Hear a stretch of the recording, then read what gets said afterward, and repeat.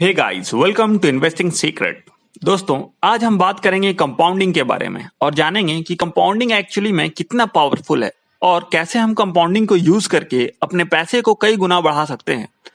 Compounding को समझने के लिए हम कुछ एग्जांपल्स लेते हैं। मान लो अगर मैं आपसे कहूं कि आप एक नॉर्मल पेपर को कितनी बार फोल्ड कर सकते हो, तो आपका आंसर क्या होगा?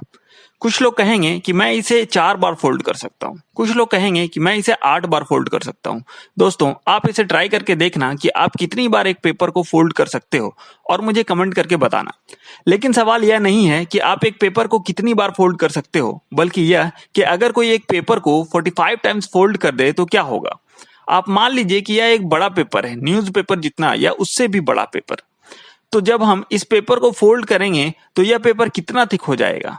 क्या यह आपके मोबाइल की जितना थिक हो जाएगा, या यह आपकी हाइट जितना थिक हो जाएगा, या आपके घर की बिल्डिंग की हाइट जितना थिक हो जाएगा? अगर मैं आपको बोलूं कि यह दुनिया की सबसे बड़ी बिल्डिंग बुर्ज खलीफा से भी बहुत ज्यादा थिक हो जाएगा, तो आप क्या कहेंगे? आप बोलेंगे ऐसा तो हो ही नहीं सकता। लेकिन अगर रियलिटी बताऊं तो अगर आप एक पेपर को 45 टाइम्स फोल्ड कर देते हो तो आप अर्थ से लेकर मून तक के डिस्टेंस को कवर कर लेते हो, यानी यह कि यह पेपर इतना थिक हो जाएगा। और अगर आप इसे एक और बार फोल्ड करते हो, यानी 46 टाइम फोल्ड करते हो, तो यह पेपर इतना थिक हो जाएगा कि आप अर्थ से मून और मून से वापस अर्थ भी पहुंच सकते हो।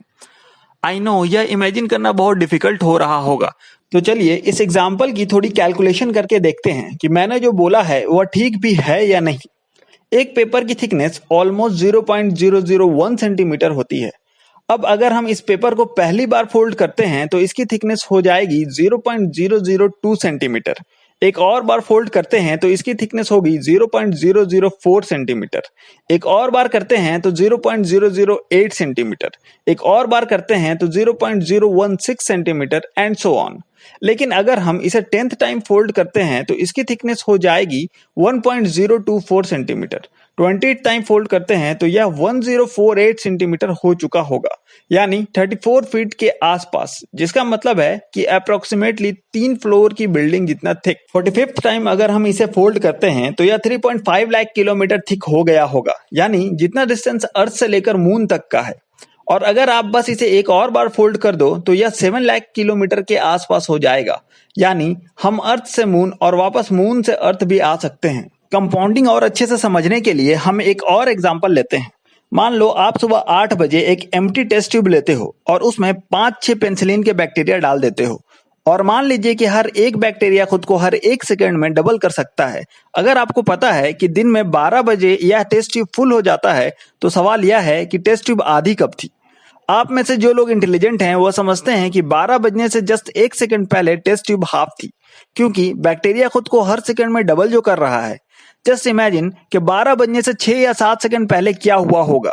अगर कोई उस वक्त टेस्ट ट्यूब को देख रहा होगा तो वह ऑलमोस्ट खाली लग रही होगी, क्योंकि उसमें बहुत ही कम बैक्टीरिया दिख रहे होंगे, और हम सोचेंगे कि सब ठीक है, अभी तो पता नहीं कितना टाइम लगेगा इसको पूरा भरने में, क्योंकि पिछले 3 या 4 घंटे में यह टेस्ट ट्यूब इतनी सी ही भरी है।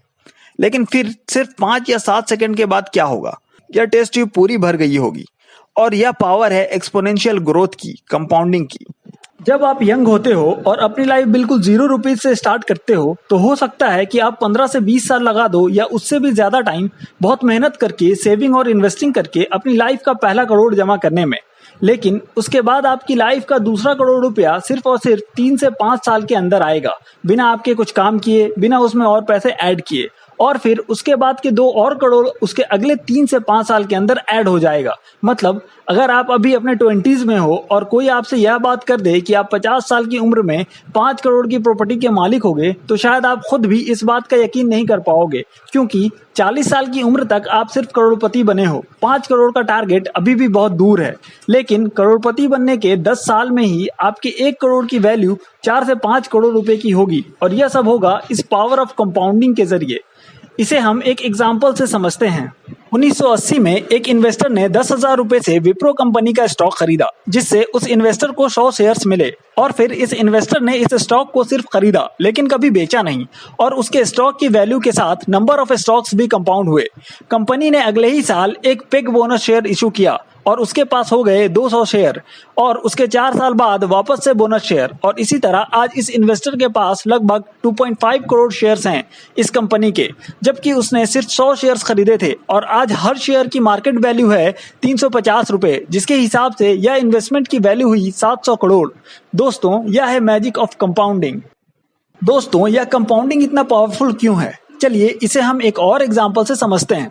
मान लो आपने और आपके फ्रेंड ने 1 लाख रुपए का इन्वेस्टमेंट किया ऐसी जगह पर जहां आपको हर साल 15% का रिटर्न मिलता है, तो ईयर एंड में आप दोनों को 15,000 रुपए का रिटर्न मिलेगा। एक तरफ आपके फ्रेंड ने इस 15,000 रुपए को विड्रॉ करके खर्च कर दिया, लेकिन आपने इसे इन्वेस्टेड रखा और विड्रॉ नहीं किया, तो अगले साल आप दोनों को वापस 15% का रिटर्न मिलेगा और आपका फ्रेंड उसके 15,000 के प्रॉफिट को वापस से विड्रॉ कर देता है, लेकिन आपको सेकेंड ईयर में 15,000 की जगह पर 17,250 रुपए का प्रॉफिट मिलेगा, क्योंकि आपने अपने 15,000 को इसमें इन्वेस्टेड रखा, तो इस 15,000 ने भी 15% अर्न किया, तो यह 15,000 का 15% होता है 2,250 रुपए। अब दोस्तों, आपको यहाँ तक कैलकुलेशन काफी सिंपल लग रही होगी और आपको यह भी पता है कि आप इस छोटे से अमाउंट से बहुत अमीर तो नहीं बन गए हो और इसीलिए आपका फ्रेंड आप पर हंस रहा है कि इतने कम पैसे से आप क्या कर लोगे, लेकिन क्योंकि आप कंपाउंडिंग के सीक्रेट को जानते हो तो आप बिल्कुल चुप रहते हो। ऐसे ही 10 साल निकल गए और आपका फ्रेंड हर साल की तरह अपने 15% की रिटर्न को विड्रॉ करता रहा और उसे एंजॉय करता रहा, लेकिन 10 साल के बाद आपका 15% आपको कितना रुपए अर्न करके देगा? आपको मिलेगा लगभग 52,000, वो भी सिर्फ अपने 10th ईयर में, और उस टाइम का आपका टोटल बैलेंस होगा 4 लाख से भी ज्यादा। एक तरफ आपके फ्रेंड को अभी भी हर साल का सिर्फ 15,000 ही मिल रहा है और दूसरी तरफ आपको 50,000 मिल रहा है। दोनों का इन्वेस्टेड अमाउंट सेम था, रेट ऑफ रिटर्न भी सेम था, तो फिर इतना फर्क कैसे हुआ? दोस्तों, यह सिर्फ इसलिए हुआ क्योंकि एक को सिंपल इंटरेस्ट से रिटर्न मिला और दूसरे को कंपाउंड इंटरेस्ट से। दोस्तों, इस कंपाउंडिंग में 2 चीजें इंपॉर्टेंट हैं, एक रेट ऑफ रिटर्न और दूसरा टाइम। मैं समझता हूं कि आपको इन एग्जांपल्स से कंपाउंडिंग के पावर के बारे में समझ आ गया होगा और इसी के साथ हमारी वीडियो समाप्त होती है। अगर आपको यह वीडियो अच्छी लगी है तो चैनल को सब्सक्राइब कर लें। मैं इसी तरह का इन्वेस्टिंग सीक्रेट आप लोगों के साथ शेयर करता रहूंगा। धन्यवाद।